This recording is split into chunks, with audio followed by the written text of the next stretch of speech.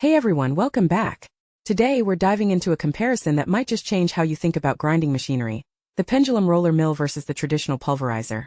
Now, you've probably seen both of these in action, but what actually sets them apart? Let's start with the traditional pulverizer.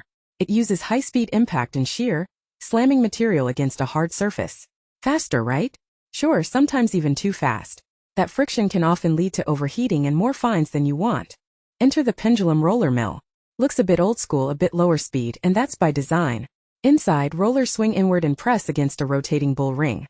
Material sits in between that shallow angle milling surface. Getner press literally has almost taken hold to effectively vertical. When they talk approachy talk pro grinding slowly breakdown big or crushing system jets material with usted and high out constant press and huge contact impact. So hammer matters, and force bed principle simply gives hammer after repeat roach phase while ensuring minimal recoil on particle size distribution. He world.